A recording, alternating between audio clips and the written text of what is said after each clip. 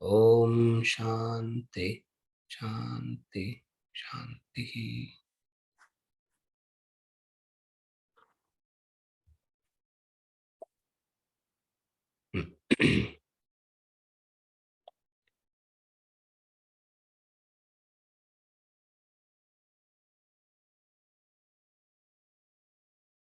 Vibhuti Yoga, the glories of the Lord, the glories of the divine.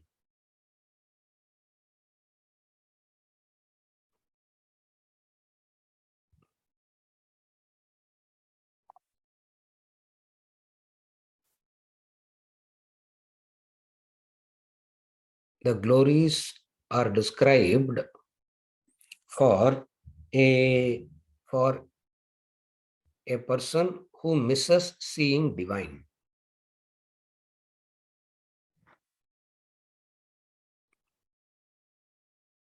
When you miss seeing the divine, you see something else. Generally, the misunderstanding is what your senses perceive is seen as real. Divine looks like a superimposition upon that.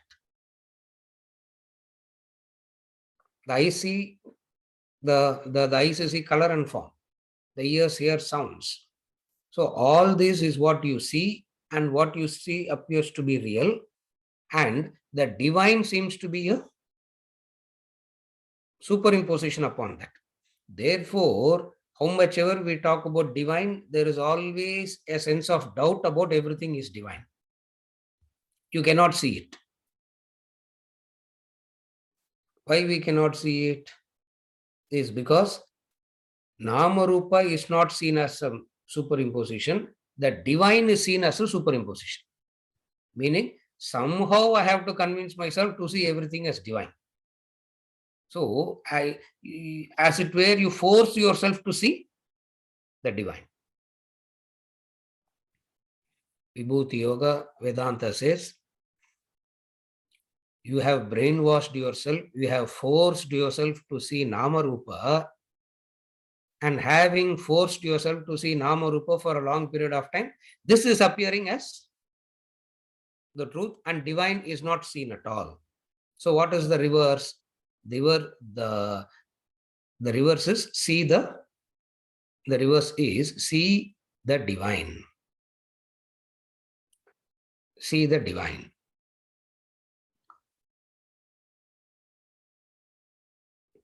See the divine means recognize that it is divine. You are not supposed to imagine it as divine. You are not supposed to superimpose divine. You are only supposed to see what it is, and what is there is divine. In order to convince, he goes into this Vibhuti Yoga. Why so much of elaboration has to be given? Because seeing divine is that difficult. We can keep hearing, but divine is not seen. Something else is only seen. Or of the 100 things that you see, divine becomes one of the 100 things. I see so many things. Sometimes I see God also, sir. Sometimes I see divine also. It's not that I don't see at all. Sometimes I see divine also. That sometimes you seeing divine is more of your hallucination than seeing divine at all. Because you see it and that's it. You see divine and that's it. And it doesn't go out of your vision after that. Vibhuti Yoga is a method. A method by which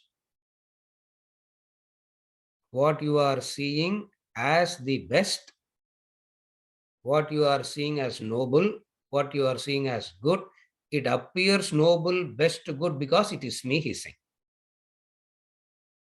This is best, not because the Nama Rupa is best in that. If you remember, we have covered, I don't know how many verses we have covered. A few verses we have covered, and some of the qualities also we have covered. He says, I am Om, I am Bhrigu, I am Japayajna, I am Brihaspati, I am Skanda, I am Ocean. All that we have seen. It is not the Nama Rupa is great and he is attaching himself to that. The greatness is because of me, he said.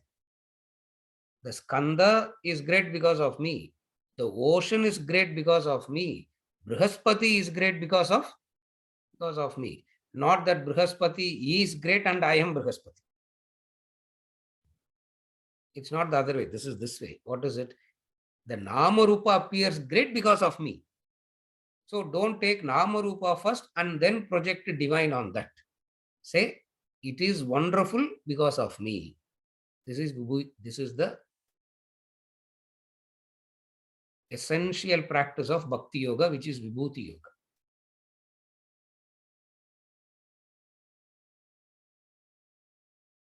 And this Bhakti Yoga has to be rightly understood.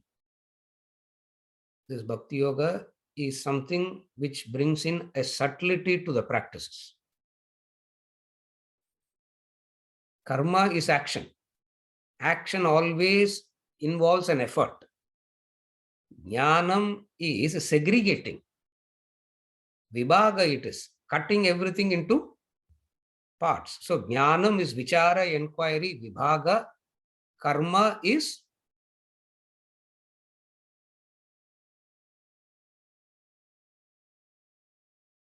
thank God the bhakti is there. It takes away the dryness and the pain of the other two.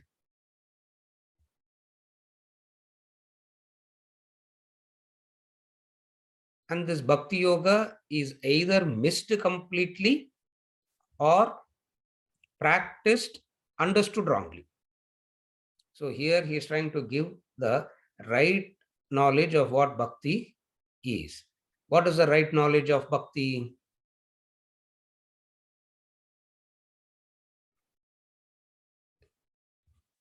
Seeing the divine which is already there. It is divine, see it. It's divine, see it. Don't convert the Nama Rupa into divine. Don't make that conversion. Vibhuti Yoga is not that conversion. You see Nama Rupa, convert it into divine. You see Nama Rupa, convert it into divine. It is divine in this Nama Rupa. Are you able to follow what is Bhakti Yoga now? It is divine in this form. Ego can have a lot of affinity to Karma Yoga and Jnana Yoga. Ego cannot have affinity to Bhakti Yoga. Very difficult is this practice of Bhakti. That's where you find most of it will be an effort-based thinking or ego-based intellectual thinking. The ego getting completely nullified and diluted is in Bhakti only. Because effort can reinforce the ego. Effort always reinforces the ego, isn't it? If you have done effort, you will know how effort is ego reinforcing. If you have not done any effort, it looks like just without kartrutva we have to do. No. The person says, yes sir, without kartrutva it is karma yoga. It means that person has not done any effort at all because the effort is so ego reinforcing. Knowledge again is a superiority factor. So effort is ego reinforcing. Knowledge brings in a superiority. In the name of spiritual evolution, the ego is getting reinforced and ego is becoming superior. Now, what will come and neutralize this? Extraordinary discipline is this Bhakti Yoga. And either people don't come into this Bhakti at all, or coming and misunderstanding Vedanta completely, Bhakti is ridiculed. Again, I repeat. Either those who are into bhakti don't come into knowledge at all. Those who come into knowledge starts ridiculing the very bhakti itself. And what is bhakti yoga that he is trying to educate us? Each and every expression is divine. Each and every expression of Namarupa, or okay, say all Namarupa is divine. What he is trying to do is all Namarupa is divine. Okay, what happens if you understand all Namarupa as divine?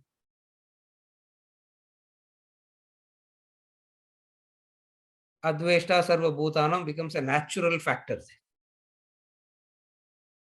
Are you able to follow? If you understand this, you will know why bhakti is so important. Again, I repeat. If you see, or if you understand and see all Namarupa as divine, there is no specific Namarupa that you can have an attachment to. There is no specific Namarupa that you can have hatred towards.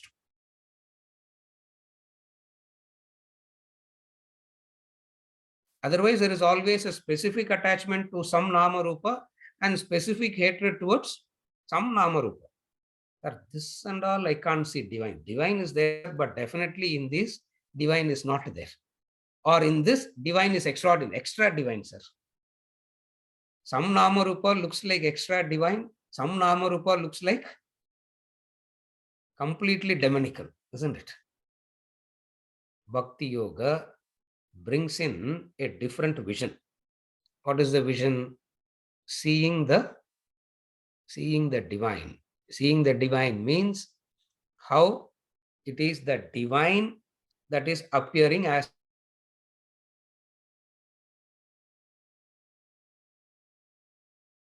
In order to see the divine, it is very difficult to see divine everywhere. So what he has done, he has taken spectacular expressions of Namarupa to say, this is me.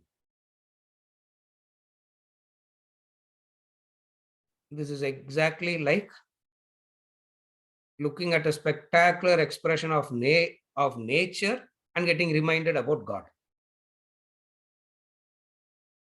Normal expressions, we don't see God at all, isn't it? Remember that analysis? You need spectacular expressions of nature to be reminded of the divine. That's the formula. 76 extraordinary expressions is given to make you remind of the divine. As you grow, as you evolve, what happens is there will not be specific expressions that is spectacular. Everything in creation is spectacular. The other extreme is daffodils. If one extreme is, what is the size of the moon? What is the size of the earth in compared to the moon? What is the size of the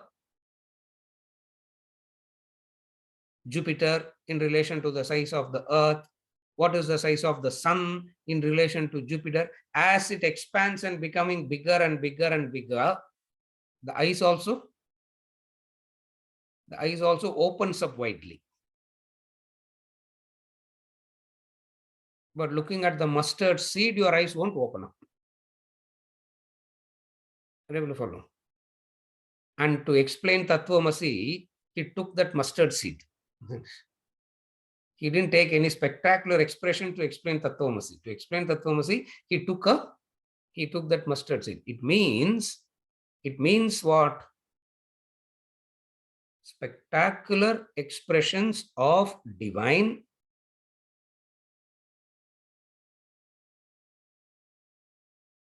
is not the only location of divine.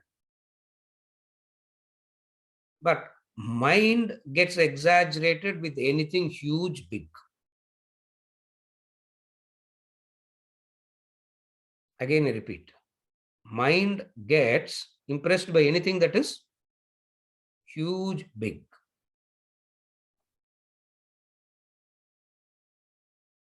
If you say, I have $100, eyes won't open up. Suppose you say, I have $100,000. So slightly it opens up. If I say, I have $10 million, oh, through Vedanta you make $10 million, then it is better, no? Then Vedanta Academy and Vedanta Academy should be the most sought after thing, no? So anything spectacular is what the mind opens up. Because that spectacular is necessary for the ego to neutralize itself. In that vastness, in that huge and big and spectacular, temporarily the mind is, temporarily what is happening? Temporarily there is a reduction.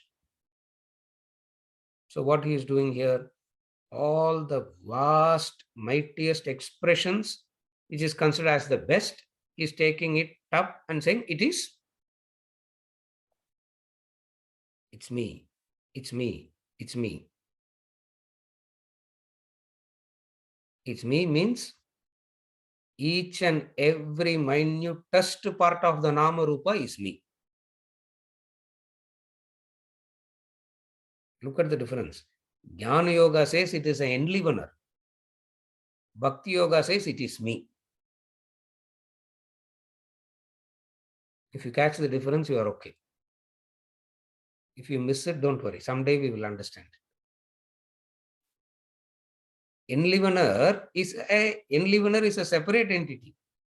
Enlivener doesn't say it's me. Here he is saying it's me. Okay, which part of the Nama Rupa is me?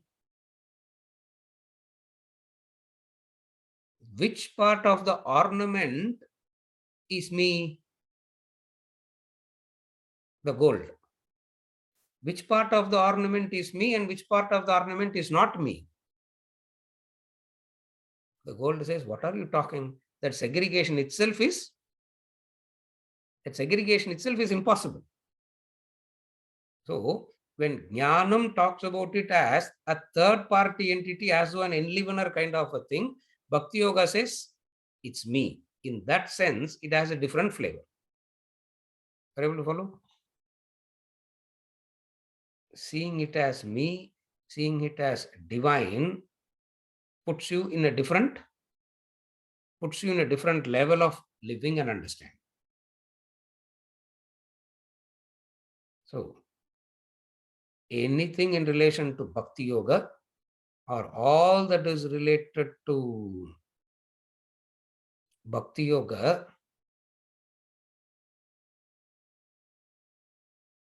is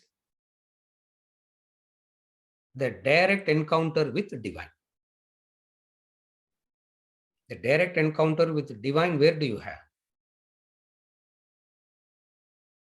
Jnana Yoga will talk about it as Sakshi Bhava, enlivener, witnessing, all that. Karma Yoga says, don't worry. Karma Yoga says that. Bhakti Yoga says what? Each and everything that you encounter is me, meaning divine. Each and everything is divine. And when you say each and everything is divine, if everything outside is divine, everything in you is also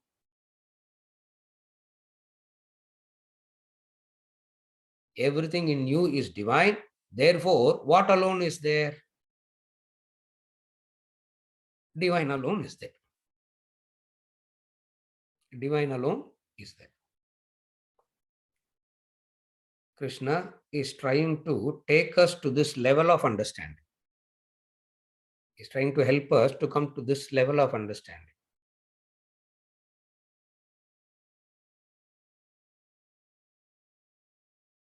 Ego will not like it. indicate?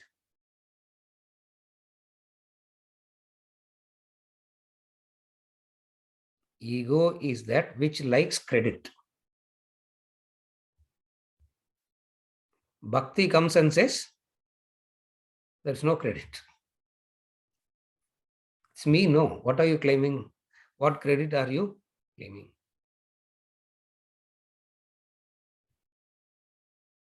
Hatred goes out. Adveshta Sarvabhutanam, which we are going to see in 12th chapter. When we go to see those 35 qualities in 12th chapter, we can understand how it is this of 11 rightly will bring about those 35 qualities directly. You cannot miss 10 and 11 and directly say, I will practice 35 qualities. How can you practice? That's why I gave this example. No hate, no being, the first quality. How can you not hate?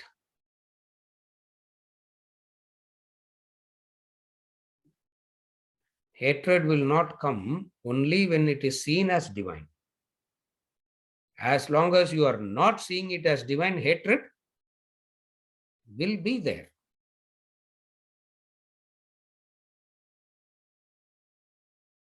In everything is divine, sir, but some Nama Rupa and all divine is impossible. Some Nama Rupa divine is impossible, isn't it? 5 years, sir. Divine was there in Karnataka. From yesterday onwards, divinity went out of Karnataka, isn't it? 5 years divine are this. Now it is divinity went out of Karnataka. Yesterday or day before, I don't know. Whenever it happened, isn't it? Ram Subramaniam, correct?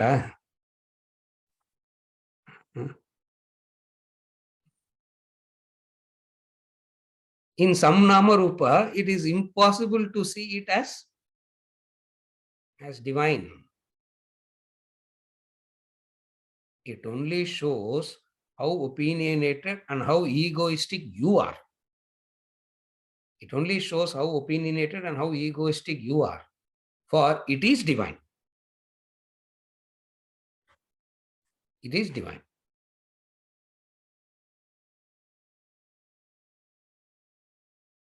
And what is divine? Infinite is divine.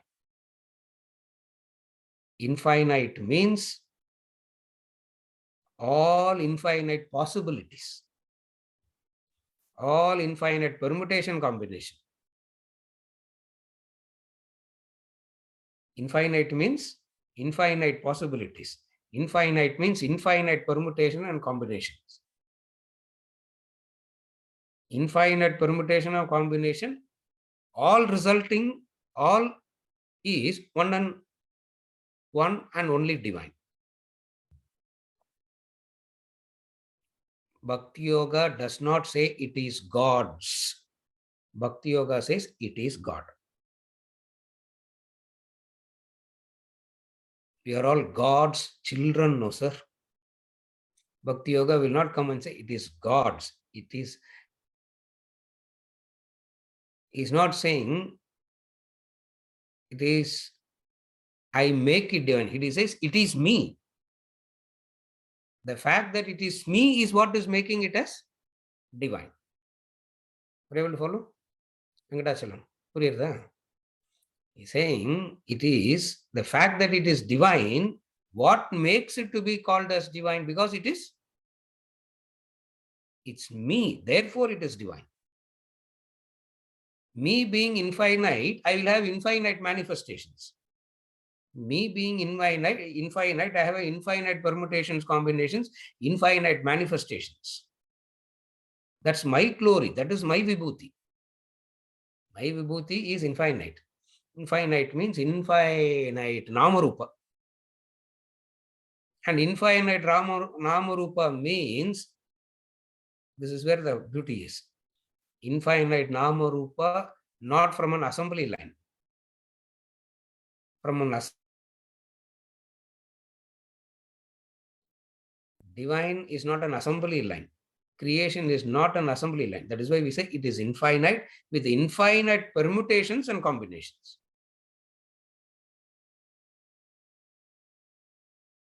So what do you see there?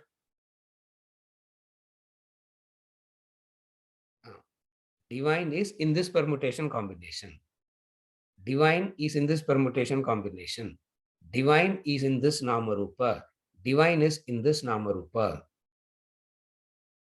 To bring about that conviction, he goes on saying, it's me, it's me, it's me. He's not saying, I created it. He's not saying, I am the creator, it is the created. He's saying, it's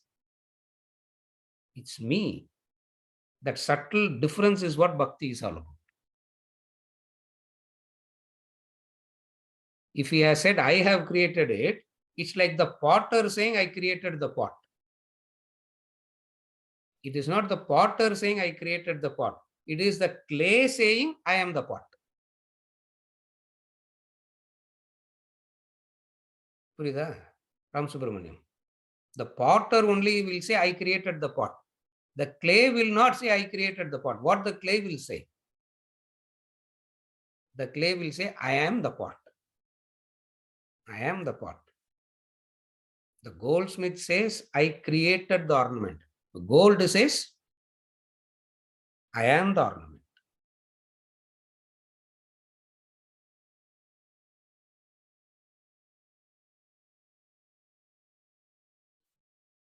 You ask the potter who created the pot.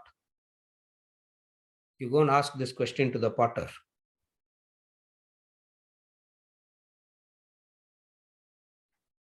Vijay, Kelba. If you go and ask to the potter who created the pot, what will be the answer? I created the pot. You ask the potter who created you. What the pot will say? It will look around and say, where will I start and where will I end? The potter says, I created the pot. The pot has to certify. No, who should certify? The creator, not the potter, the pot. Ask the pot, what will the pot say? The human arrogance will make you to say the pot will look at the potter. No, the pot will not look at the potter, or the pot will look at the potter as one of the infinite.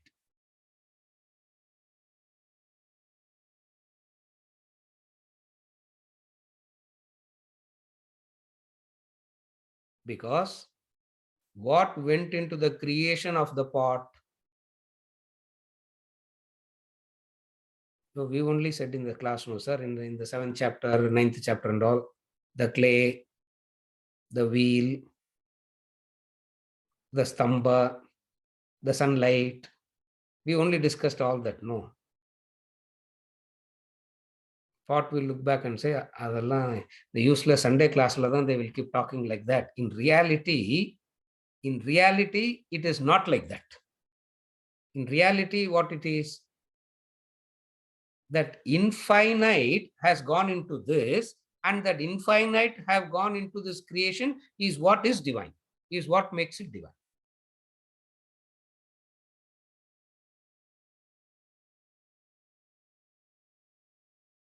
The potter will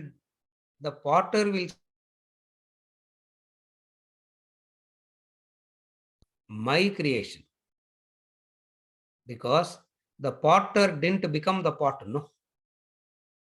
Here, there is that infinite have become the pot. So everything in creation is that infinite. And recognizing everything in creation is that infinite is bhakti. So in Vibhuti Yoga, what he is trying to teach us, everything that has happened here is, all that is happening here is me, is me, is me. Therefore, You see everything as divine. When you see everything as divine, hatred goes out. What is the second thing that goes out when you see everything as divine?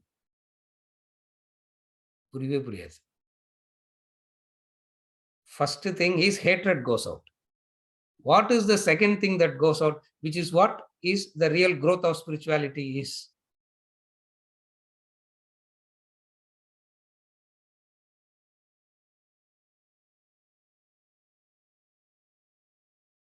Otherness. Otherness goes out. Attachment goes out. Me and mine will go out.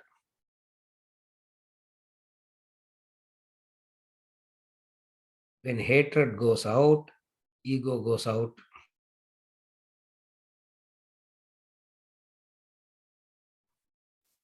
Everything in nature will look so complete, so perfect that you only prostrate, no correction. The second aspect of bhakti is that. Again, I repeat, when everything is divine, it doesn't look incomplete, that it needs to be fixed. Everything in the eyes of the devotee says, everything in the eyes of bhakta says, it is God's, and as it is perfect only. Hatred goes out. Seeing things as imperfect goes out. When you stop seeing things as imperfect, what happens? Criticism goes out. Wanting to correct goes out. Wanting to change goes out. When all this is going out, something that which is so hidden starts appearing. Something that is hidden starts. Don't say something goes out, something comes in. Don't say that. When these goes out, something that is so hidden will start manifesting. What is the hidden thing that will start manifesting?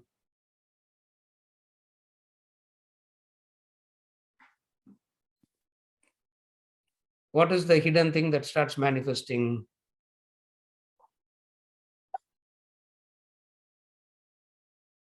Love starts manifesting. That's why we say bhakti will result in love. You start, love results. Are you able to follow the sequence? That's why bhakti brings in this unique dynamism to spiritual path.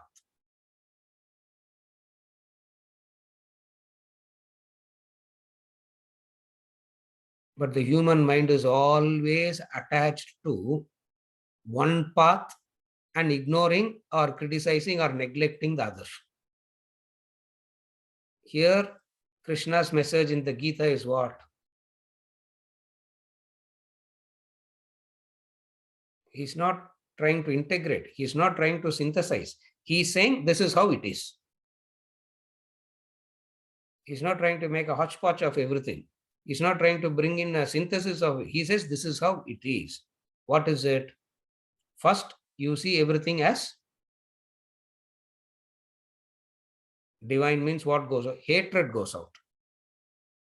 And if you see everything as divine,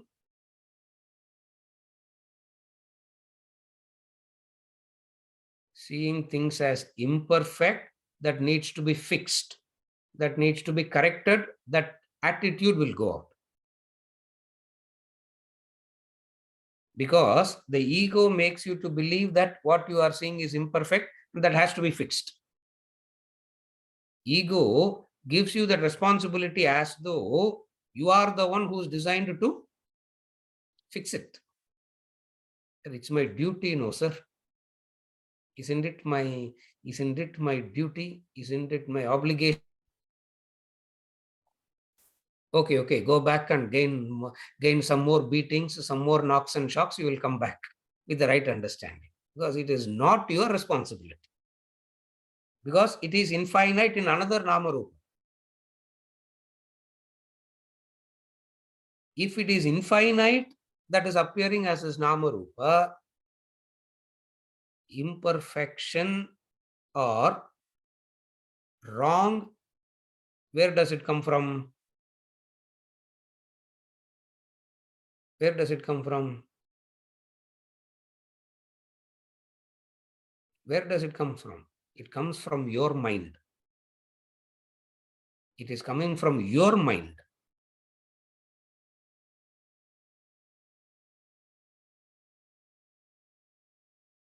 Where everything is appearing as divine, it appears as it is perfect. What goes out? The attitude to change, the attitude to correct, the attitude to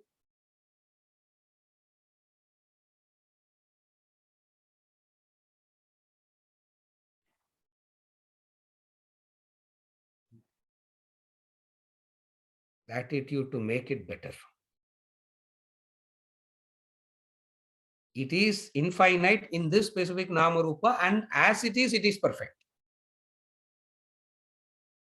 But if there is an imperfection, what do I do, sir? Yeah. After listening to all this, Mala will ask, isn't it?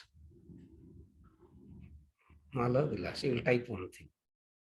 But sir, this apartment association, what do I do? This welfare association, what do I do? Is with this, what do I do? With that, what do I do? Is it not our duty to correct?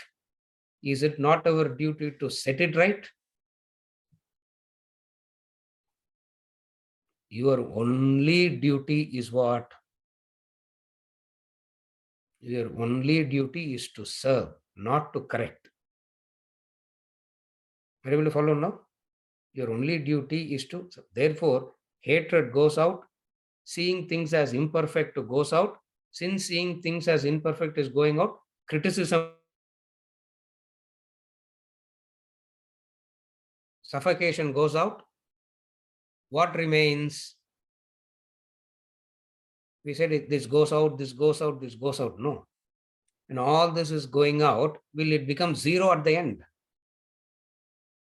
As these things are going out, something which is hidden at the core is, I won't say hidden, something which is covered becomes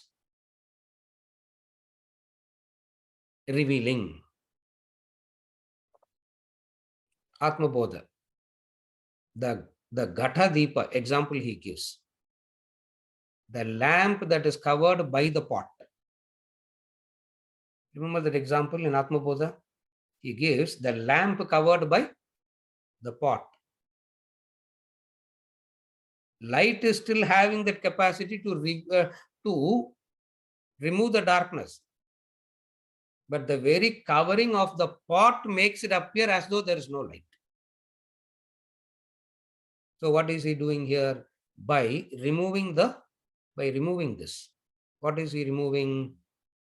What all you see that needs to be fixed, what all you see that needs to be corrected, he says, all this is not needed. All this is not needed. All this is not needed.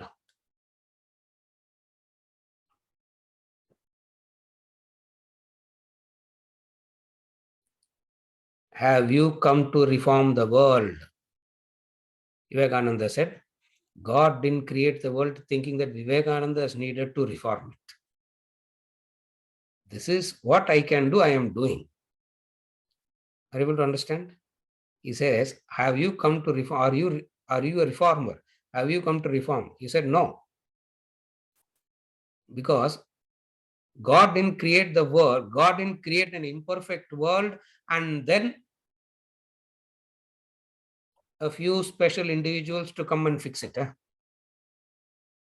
And who are the few special individuals? Obviously, Nambada, isn't it? Obviously, it is me only. In everybody's eye, Who is that special individual God has created to fix everything? Ram Subramanian. Obviously, it's me only. Who else is there? It's me. Of course, it's me. Bhakti Yoga removes these things. And how does it remove? By presenting a simple fact. And what is the simple fact it presents? The simple fact it presents is, it is not the product of divine, it is divine. It is not the product of divine. It is divine. That is the uniqueness of bhakti.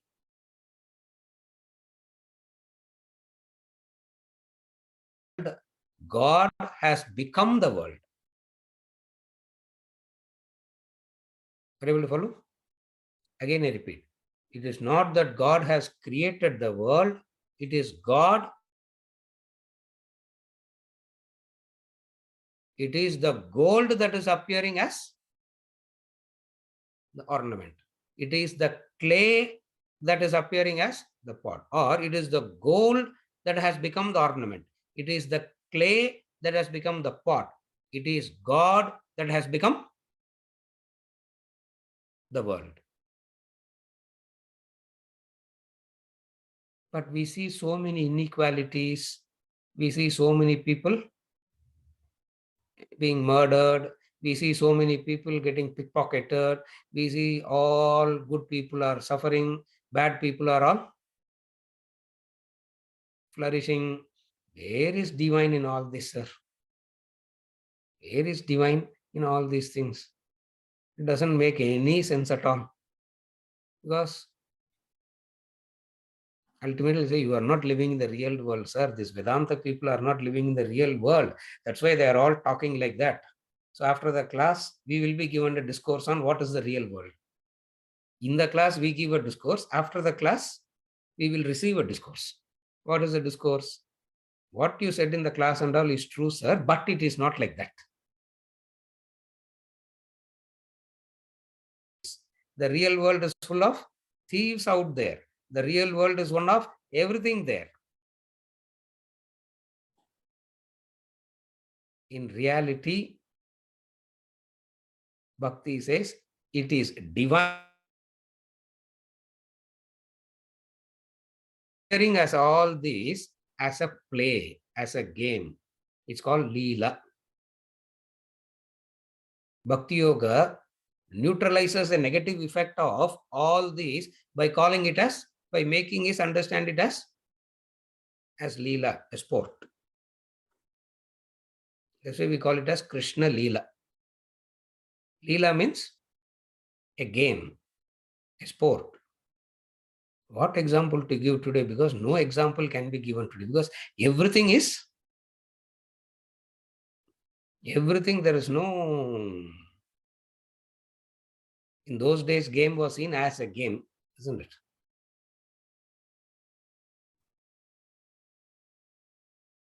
What is the word? Leela is the word. Bhakti is not justifying it. Bhakti simply says it is an expression of divine. In you, you don't hate it.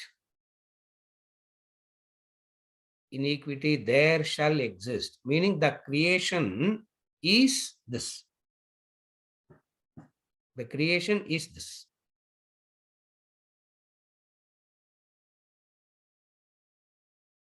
The very creation is the divine modifying itself like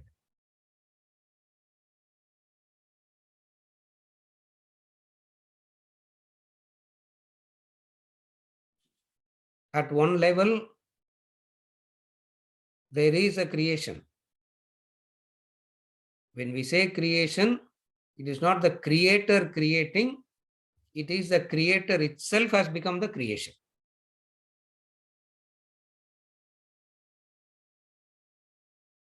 Again, I repeat, it is not whenever we say the creation, the created is separate from the creator.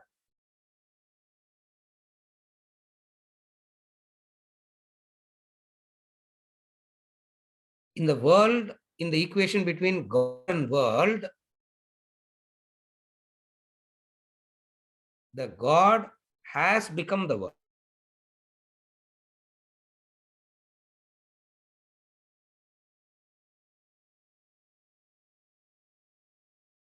When we say God has become the world,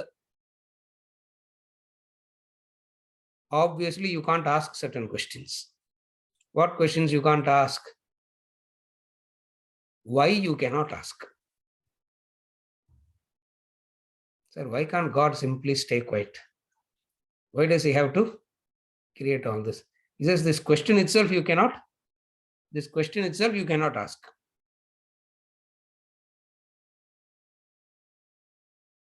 The divine, which is of the infinite knowledge, the divine which is of infinite knowledge, the divine which is of infinite power,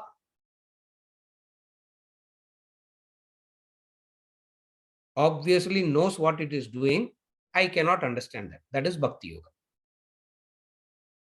Are you able to follow? If you say divine is infinite, infinite means what? Infinite in knowledge, infinite in power, infinite in glory. If you say it is infinite, why the infinite is doing this? Who can ask that question?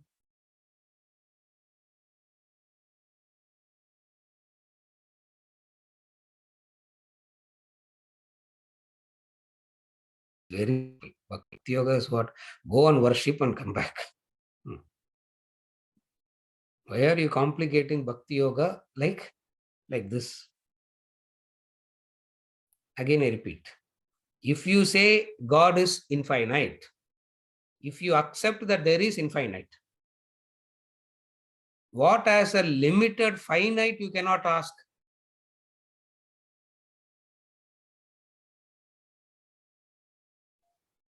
You can ask, but that question has no meaning. You can ask. The mind can ask simply, but it has no. It's a meaningless question. Follow? That's why we say, why God created world, sir? Why it is Leela? Why can't God simply stay quiet? Unnecessarily, He created it, and we are all suffering. Who's asking all this to whom? The very questions implies that it has been reduced to the status of the finite. The moment you reduce it to the status of the finite, then it is no more divine. It will look like Rakshasa only. It will not look like God anymore. It will look like Hiranyakashipu. Yoga is a very extraordinary practice. What is the practice?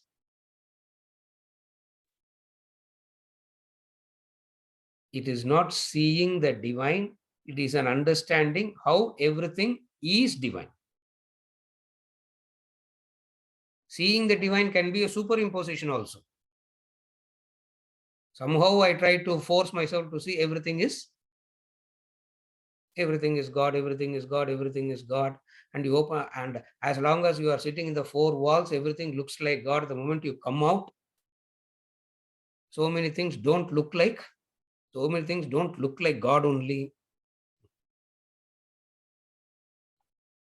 Therefore, it is not seeing God, it is understanding that it is God.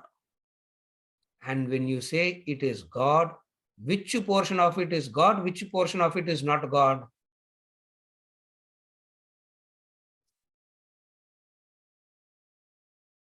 Are you able to understand this question?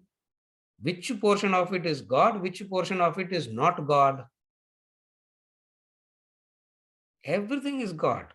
That's it. Which part of the ornament is not gold?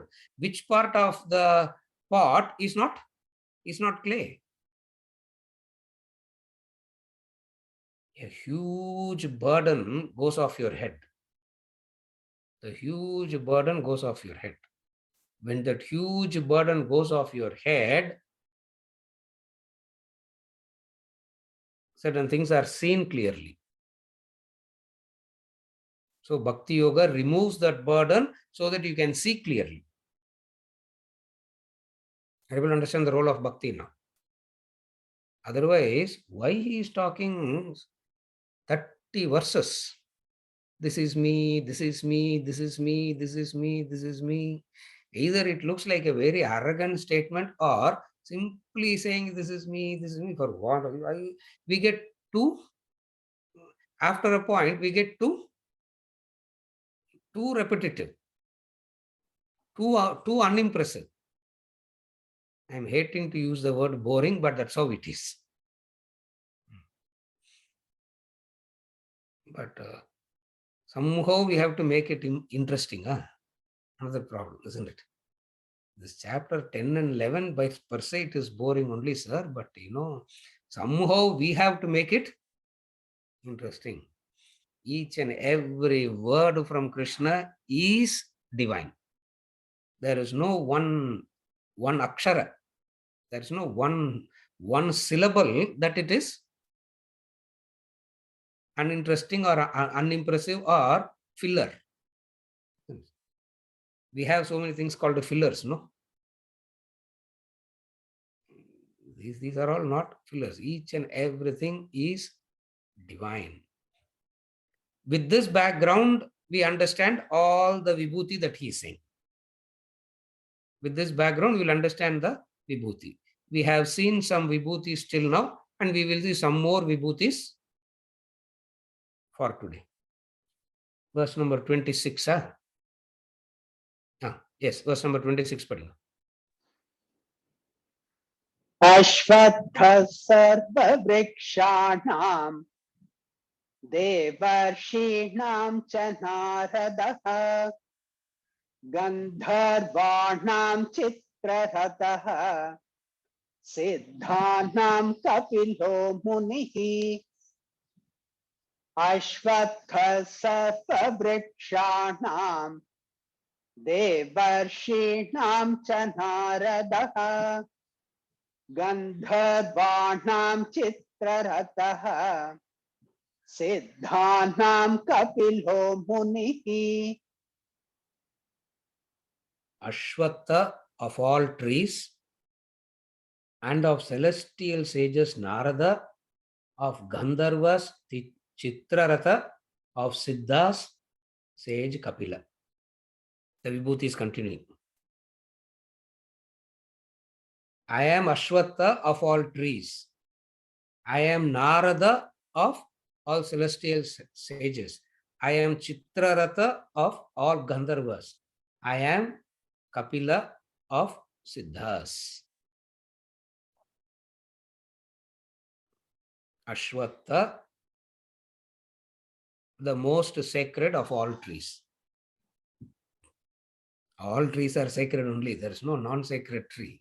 All trees are sacred only. But in terms of certain expressions, it is, in terms of the spectacular expressions, straight away you can associate with the divine in the tree. So the most sacred of all trees.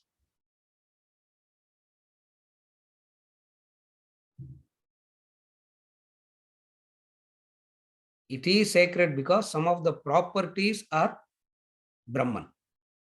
Some of the properties of Ashwatha tree and Brahman seems to be the same. First thing, it is long lasting. Eternal. Brahman is eternal. This Ashwatha is eternal.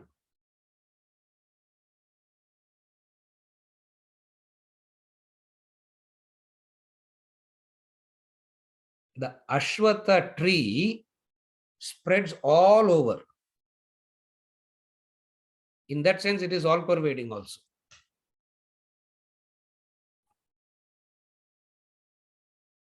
Three, it can accommodate a lot. Can accommodate. It is called Ashwatha because horses hundreds of horses will be tied under the shade. It got the name Ashwatha because of what? Comes from the root Ashwa, horses.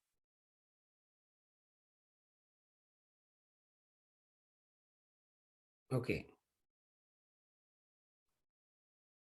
Airport, multi-level parking slots. Huh? That's all. Yeah, that's all it is. So many horses can be parked under this tree. Meaning, it is so accommodative, and the shade of it is so soothing. The shade of it is so soothing. It has a long lifespan. It is all pervading. So many things associated with Ashwatha tree is associated with Brahman. Therefore, he says, I am Ashwatha tree.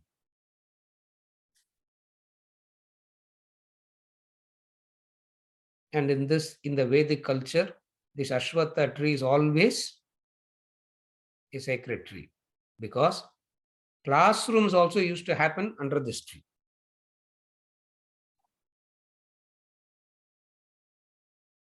Instead of building a classroom, the divine setup is Ashwatha tree. So you find so many classes in the Gurukula days used to happen under the Ashwatha tree.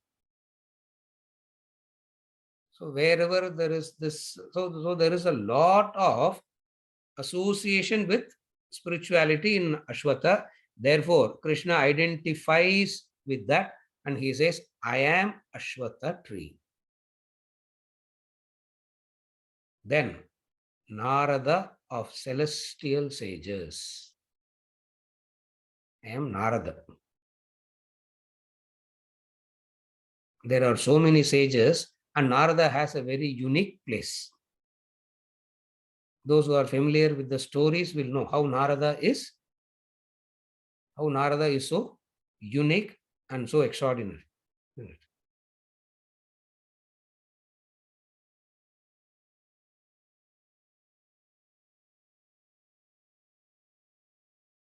One sage who will walk into any Rakshasa's house and will be welcomed is Narada. You know that? Hiranyakashipu will welcome Narada. Hiranyaksha will welcome Narada. Ravana will welcome Narada. So he is one sage who can walk into any Rakshasa's house and also be welcomed. Otherwise, these Rakshasas having a lot of hatred towards his Rishi. No. Narada is very unique that way also. He's very, very unique. He's great. Second, in Narada, you find an extraordinary combination of knowledge and devotion. Okay, in all the movies that we have seen, how will Narada be introduced?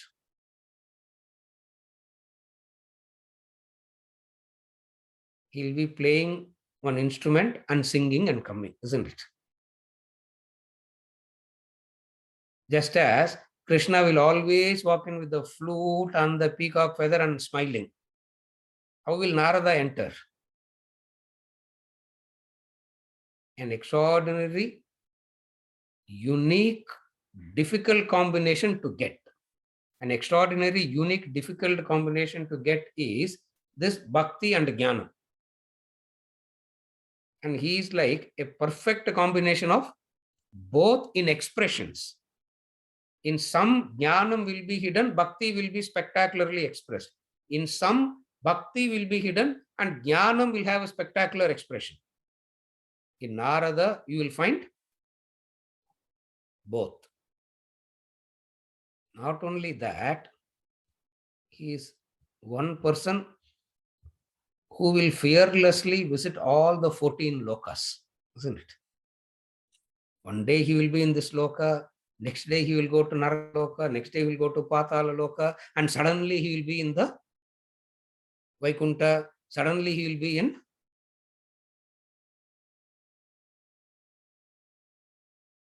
Kailasa.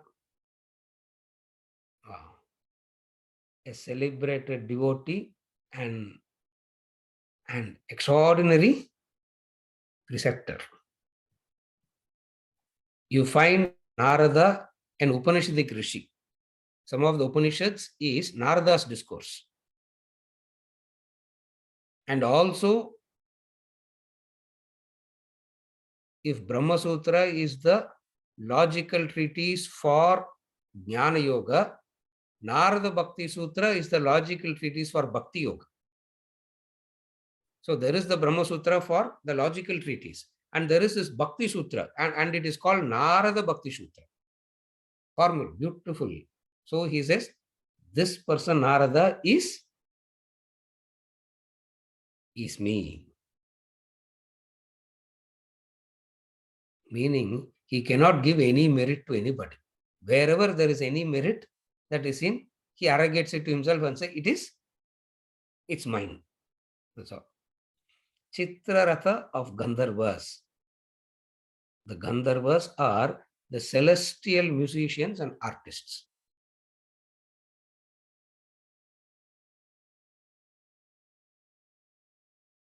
What is the difference between the celestial musician and the ordinary musician? You could have simply said musician, no. Celestial musician and ordinary musician, what is the difference? Ordinary musician is entertainment. Celestial is singing and praising the glories of the divine.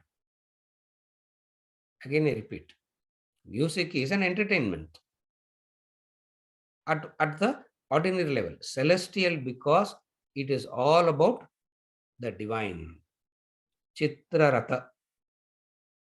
And he is the king of Gandharvas. The king means the most proficient, the most efficient. Sage Kapila, Siddhanam Kapilo Munihi. Since those philosophical systems and all has gone out of our everyday thinking and understanding, we don't understand this Kapila and all. Kapila is supposed to be one of the avatars of Vishnu himself. The Dashavatara, he will not come. Dashavatara is the abridged version. One is the full version, another is the abridged version. In the full version, you see Kapila and all becoming a avatara of Lord himself. One of the extraordinary thinker who brought out the Sankhya philosophy. The Sankhya philosophy of the two words Purusha and Prakriti is Kapila's contribution to thinking. Extraordinary contribution it is. Purusha and Prakriti. And Krishna borrows a lot of that Sankhya words into Bhagavad Gita. And that Kapila Muni is me. Not only that,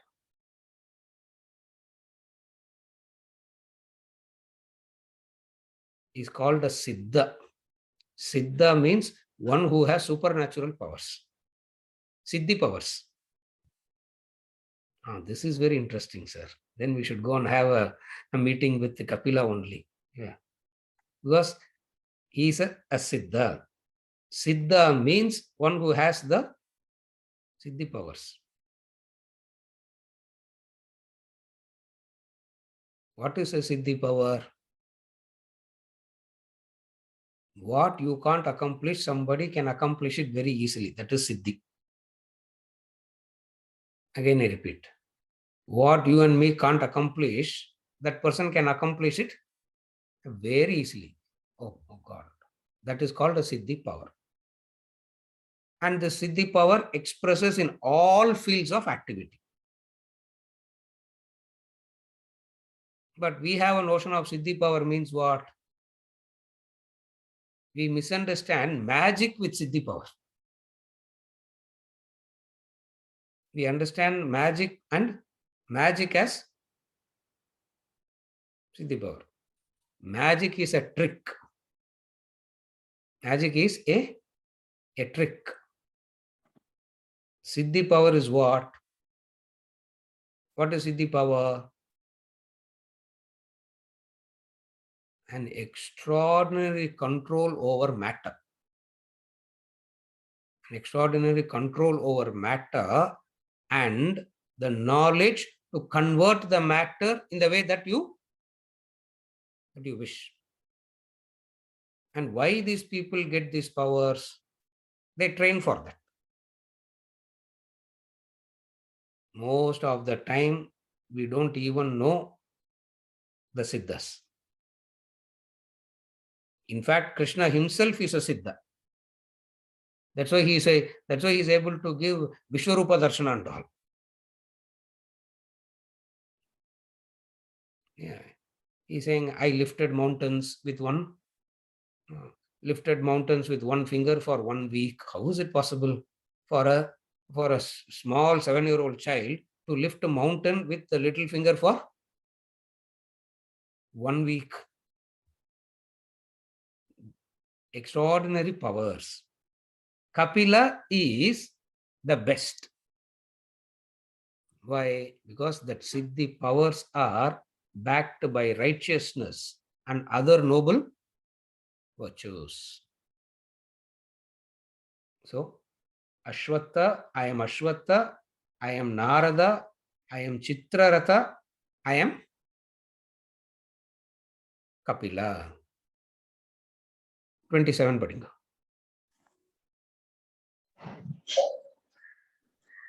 उच्चैश्रवशमश्वानां विद्धि माममृतोद्भवम् ऐरावतं गजेन्द्राणां नराणां च नराधिपम् उच्चैश्रवशमश्वानां विद्धि माममृतोद्भवम् ऐरावतं गजेन्द्राणां नराणां च नराधिपम्.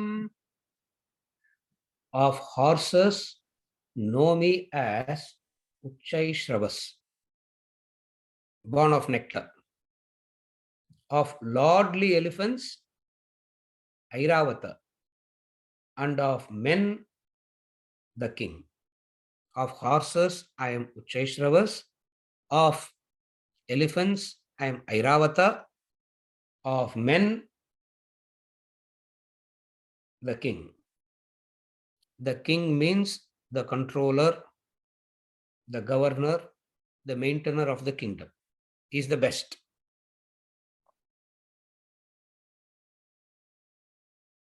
Wherever you see a president, prime minister, it is me, he is saying that's all. In whichever country prime minister is number one, he will say, I am the prime minister. In whichever country president, if he comes to India, he will say, I am the prime minister in India. If he goes to America, he will say, I am the president of the America. He will not say, I am Indian president. Indian president, only big house and a big car, that's all, nothing else, isn't it? Come and hoist the flag and go. So when it comes to India, he will say, I am the prime minister. If he goes to America, he will say, I am the president. Meaning, the one who controls, governs, maintains. Everything takes place under the orders of the king. The presence of the king, everything happens. Individually, he doesn't want anything, but the entire kingdom is his. That is the king. Are you able to understand the difference? Under kingdom, everybody will have properties in their name only. But then, when he walks into a house, the king knows that title deed is under somebody's name. And yet, who is the ultimate controller? He is, isn't it? If he goes to Dubai, he will say, I am the king.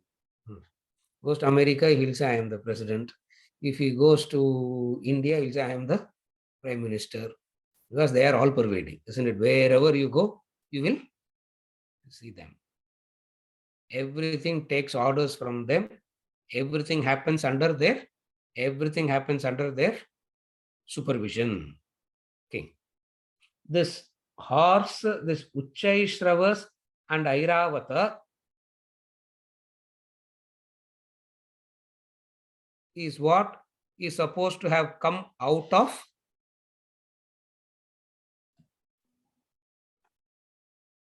the mountain churning, the Puranic story, where they wanted Amrita. Devas and Asuras wanted Amrita. And they started churning the milky ocean. To churn, you need a rope, no? So Vasuki became the rope. They went and told Vasuki the snake, if you become, because somewhere he's going to say, I am Vasuki also. If you, because to churn you need a rope. And they told Vasuki that you will get a portion of Amrita also. So you become the rope. So Vasuki becomes the rope. மத்துக்கு இங்கிலீஷ்ல என்ன பேரு? லேடலா? லேடல்னா spoon, isn't it? மத்துக்கு என்ன இங்கிலீஷ்ல பேரு? That which you used to churn, the wooden thing. What do you call that in English? I don't know, whatever you call that. The mountain becomes that. The Mandara mountain becomes that. So, but then when they kept it in the milky ocean, what happened? It started sinking. And somebody has to hold it from not sinking. So Vishnu came and held it from not sinking. So Devas and Asuras, Devas on one side, Asuras on the other side, they started churning. First thing that came out is the poison.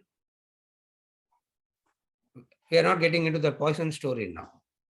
The first thing that came out is the poison, and then it was dealt with appropriately without any problems to anybody. It was dealt with rightly, and they continued the churning. Wonderful things started coming out of it. What is the wonderful thing that came out? Of the very many things that came out, one horse came out. That horse is called Uchchaishravas. The horse that can run and fly. Yeah, that is that horse. No, don't ask from where it got the wings and all. That is the story. Yeah, it can run and it can fly. Okay, call it as the best breed. I don't know, whatever is the best breed of horse. Another thing that came out of the mountain is the elephant. So many enchanting things came out. And one fellow compromised and took that, isn't it? One person compromised and took Uchchaishravas. Indra compromised and he took Airavata. Finally, they lost the Amrita. That is the thing. Of the beautiful things that came out, one is the horse, another is the elephant. Some more things that came out also is going to talk about later. All these wonderful things that has come out, which possesses extraordinary capabilities, Krishna is saying, it's me.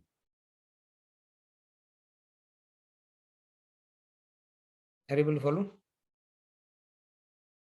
What is he simply saying is, you can seek all of them independently and try to get that. Another way is, just get me, everything becomes yours. Again, I repeat. One way is, you can go and acquire Uchchaishravas in one Janma, and then you go and acquire Airavata in another Janma. By the time you acquire Airavata, Uchchaishravas is gone. So you have Airavata, and something else you will get, this will be lost.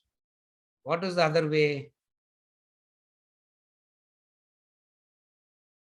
What is the other way? You come to me, you become me, everything becomes yours. Are you able to follow? You come to me, you will become me. The moment you come to me and you become me, instantly what happens? everything will become yours too. So if Krishna is saying, I am Uchchaishravas and Airavata, what will you say, Srikant? You will not say Airavata is Krishna's. You will say Airavata is me. Uchchaishravas is me. Kapila is me.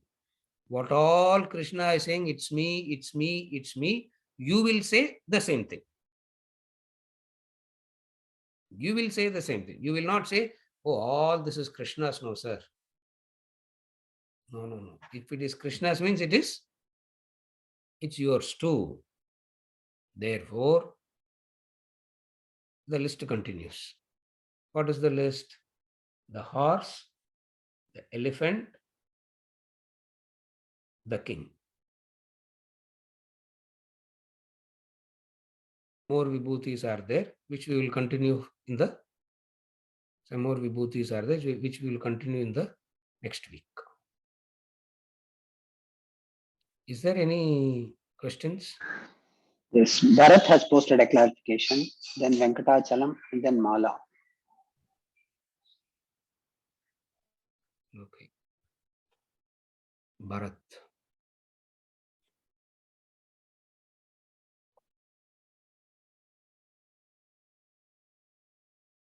Bharat. Is there any word in philosophy named creation? Every aspect seems just a happening. Happening is just another word, that's all. It is creation only. When we say it is happening, can you conceive of any happening in infinite time-space causation?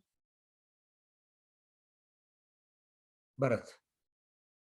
All happenings is within the boundaries of time, space, and causation only. If I say there is a, if I say it is a happening,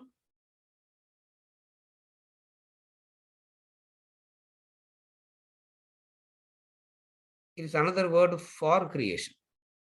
If there is no creation, why do we use the word creator? We say the in Vedantic terms, in Vedas and Vedanta, when we use the word creator, we don't use the word creator in the sense of the maker. We don't use the word in the sense of the maker. We don't use the word in the sense of the doer.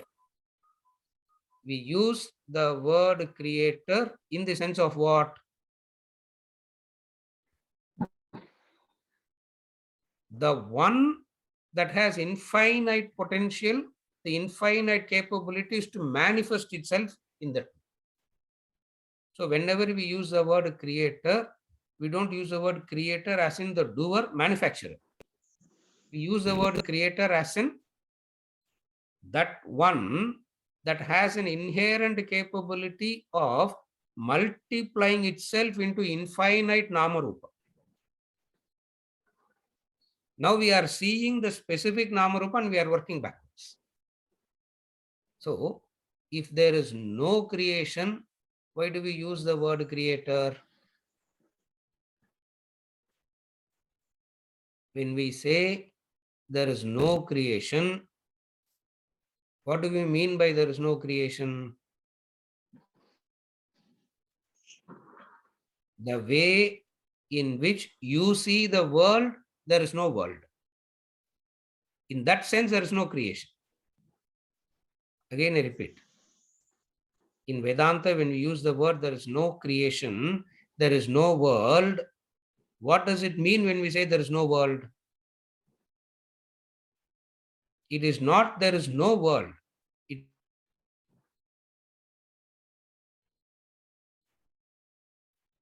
So, remove all the projections of the mind and then see what it is. You follow, Bharat? So, it is not the world isn't there. It is the way in which I project the world isn't there.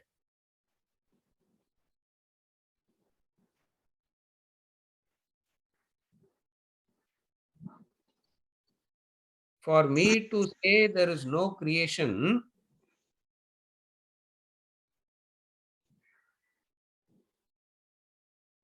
the duality shouldn't be there.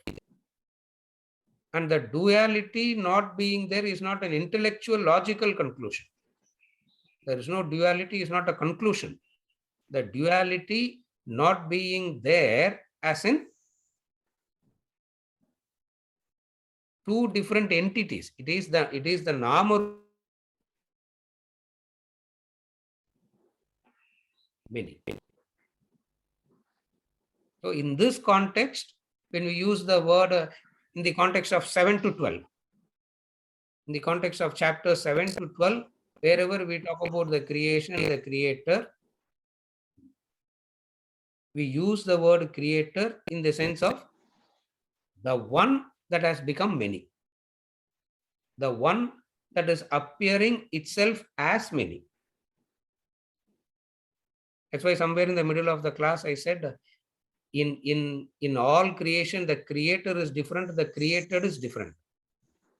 In world, it is the world, it is world, each and every part of it is God. That's why in 15th chapter when we go, we talk about it as Kshara, Akshara and Uttama Purusha. Meaning, it is in a form, it is without a form, it is beyond both form and formless.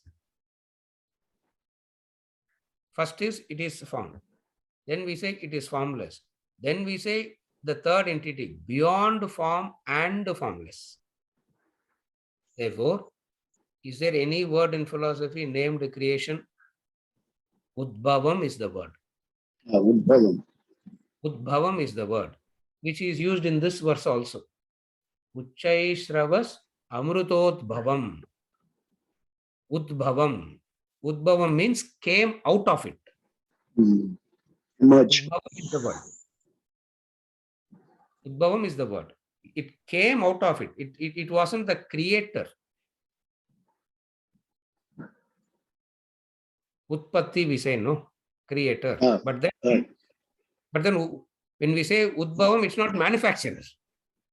The word Udbhavam has a different meaning. It's not in the English sense of a manufacturer, creator. Udbhavam means that itself has become that. So what is the Sanskrit word? Udbhavam is one word. And there is another word called Srishti. Srishti. But we don't use the word Srishti because Srishti is, we are not using an inferior word, but Udbhavam is the proper word. You follow? What is the word Udbhavam? Amrutodbhavam. Amrutodbhavam. It came out of it means it is that. It's okay, Bharat? Udbhavam is the word. So, Guruji, there is one small clarification. Yes. See, the reason why I asked this question is because two things. When I listened to your discourse today, the creation comes only if there is somebody doing something. But here, there is nobody, there's no, it's all creating because there is an action that is happening and reaction comes out. So it's a cause and effect. I have the whole thing as a cause and effect kind of a situation here. Even when we attach a name to God as God, it is only because we don't understand the infinite or the other thing. So we need a name to be associated, and that's why we have limited knowledge. We are able to understand certain aspects of what to do. So everything in cause and effect being, so like you rightly said, it's only a Udbhavam. It cannot be a creation, is what prompted me to ask. But I failed to understand that word Udbhavam properly. So now you clarified. Yes, correct. It's not cause and effect. Correct. Because the moment we bring in cause and effect, we have to bring in intention, we have to bring in effort, we have to bring in so many things, which is all correct in a limited sense. But when we're talking about the totality as in divine becoming that, Udbhavam is the word. Udbhavam is the word. Yeah, Udbhavam is the word. Because Okay, Bharat? creation means it's very, it's like a man-made stuff. Yes. So it's Yes. born out of ego, whereas this Yes. is not born out of ego. It is. Yes, it is not. That's why, see, it's such a difficult thing that we are doing is to talk philosophy in a language where philosophy cannot be discussed at all. Very true. Come to that. It's a very difficult thing that we are doing now. I won't say sad thing, but yes, it is the sad thing. Because the language is not like that. Because everything has a different meaning in the Sanskrit language. So That is Udbhavam, we will give a different flavor of not the creator creative. Correct. Thank you. Is it okay, Bharat? Yeah. Thank you. Thank you. Venkatachalam, where is Venkatachalam? I did not have any question. Okay. I did not have a question. I was reacting to God Yeah. appearing as the world. Yes. I said, so that means there's no otherness. And Yes. that's what I Yes, had correct. just commented. No question in this regard. Correct. There is no otherness. See, if we say divine, otherness doesn't come into picture at all. Correct. So the first level of understanding is a superimposition. Yes. But the final level of understanding, there's no superimposition. Yeah, there's no superimposition. Correct. There's no superimposition. It is not like snake and rope. It is like clay and pot. Yeah. Pot is not a superimposition on clay. No, you can't say that, isn't Right. it? You can't say ornament Yes. entity. Yes. Snake and rope. But Yes. world is not like that. It is a it's a different thing. That's why I try to use this clay pot example a lot. Not rope and snake a lot. Snake and the clay and the pot. Because as we appear to perceive as clay and pot, in reality it is rope and snake. Yes, in reality, it is clay and pot, but Okay. yes, it is just the opposite, Venkatachalam. Oh, In okay. reality, it is clay and pot, but at a very elementary level, it is easy to see it as rope and snake. Okay. Okay. So in the hierarchy, you should place rope and snake at one level and clay and pot at a higher level. Because the negator, who's negating the negator? If we say rope and snake, we have to say it is divine. We have to say it is infinite. The moment we say infinite, we have to accept all the possibilities of infinite. Of the various probabilities of infinite, creation and the various aspects in creation again is part of it. Okay. Okay. Akshara, Uttama Purusha. You follow? Yes. So, rope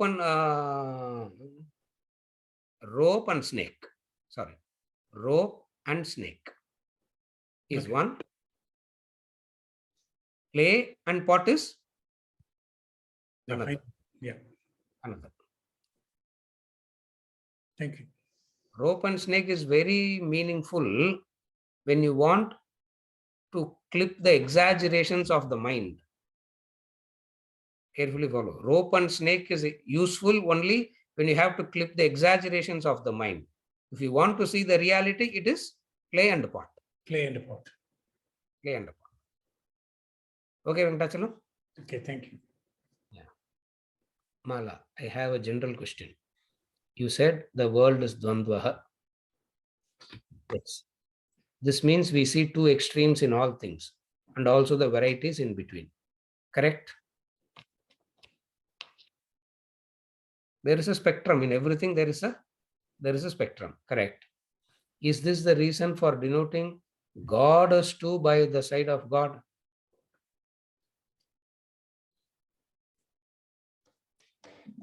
To give the duality flavor?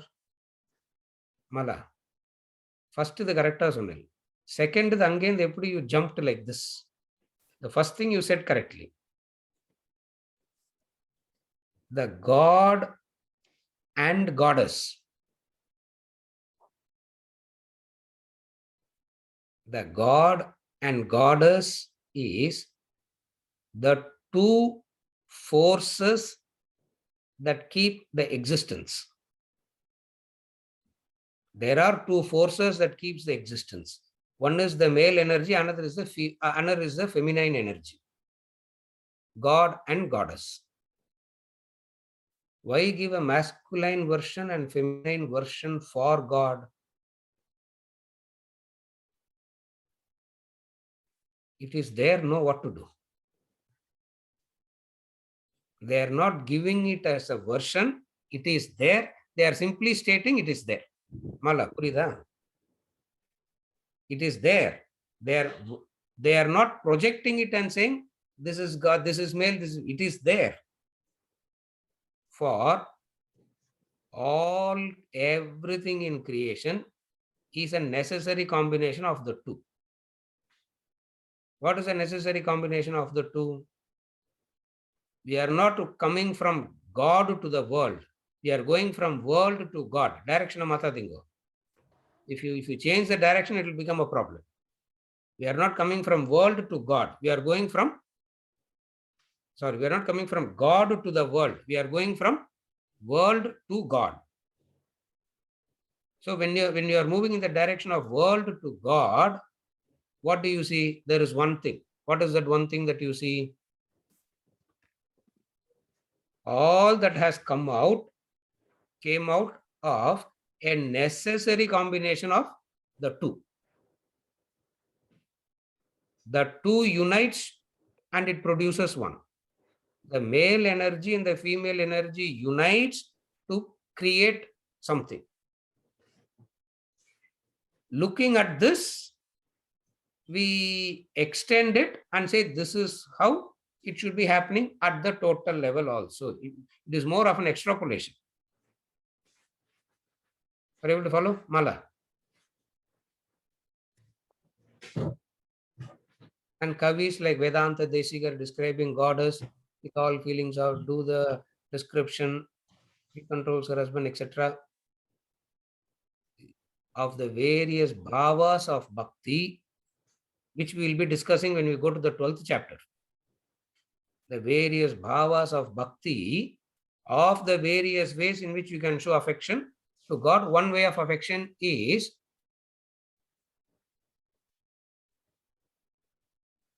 the devotee considers themselves as, we can't use any word nowadays, isn't it? The devotee considers themselves as the wife and God as the husband. And all feminine organizations will protest and say, why not? Why not the other way? Why not the other way? We are bringing in our ego problems into God also now. All that it is saying is there are these two. What are the two? There are these two. Simply. Mala. Are you okay?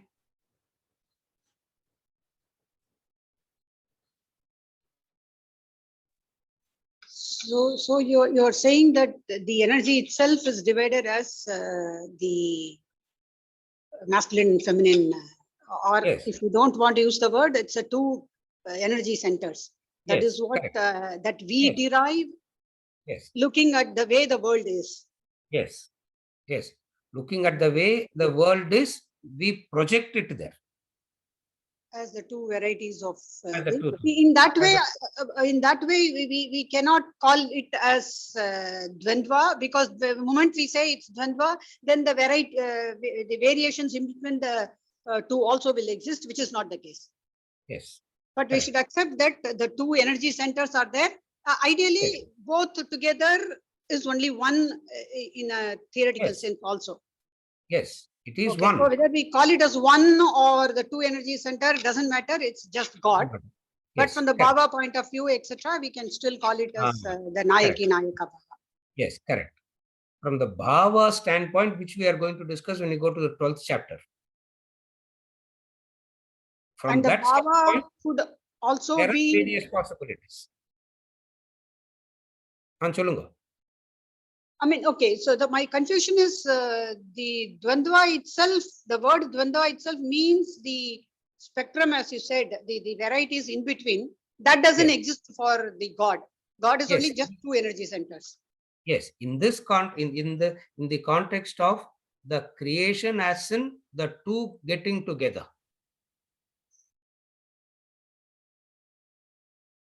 Okay. In the 5th chapter, he says, I am the seed giver. When he says, I am the seed giver, who's the seed receiver? Nobody asked that question there. No, I was so tempted to talk, but I just sidetracked and went. He says, I am the seed giver. When he's saying, I am the seed giver, obviously it means there's a seed receiver. Who's that seed receiver there? You know what? One part of him is the seed giver, another part of him is the seed receiver. It is, meaning it is incomprehensible. Meaning it is incomprehensible. You follow? So, for everything in creation, there are these two. Male and female, Shiva and Shakti, God and Goddess. All systems have these two names, no? The Buddhists have these two names. All the philosophies that came out of the Old Testament on that, again, they also have two names. So it means what? There are these two. But how come the Christians and Muslims, they don't have the two energy centers? They all call it as only one, isn't it? How do they? No. They also say it is two. We have not read them so detailed. Oh, okay. All our knowing is WhatsApp University. Yeah. All our knowing is from WhatsApp University and SRL Shankar. Isn't it? Yeah. அதனால அங்கிருந்து வரதெல்லாம் எடுத்துக்காதீங்க. It is an beautiful thought where both are there in it. Both are there. It is not possible without that.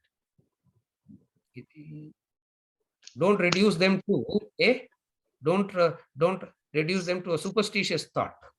Don't reduce those philosophies. It's such a wonderful flavor they bring in. Islam brings in a very beautiful flavor. Christianity brings in a distinct and different flavor. In Vedanta, we are bold enough to accept it. When you say bold enough to accept it means, this has one thing, Islam has one thing that we miss. Christianity has one thing that we, so it is so each and everything that talks about divine will necessarily talk about these two. It is just that we have not delved deep into any of these and we have a very superficial knowledge. Mala, are you okay till now? Kind of okay, sir. Another word for superficial knowledge is ignorance.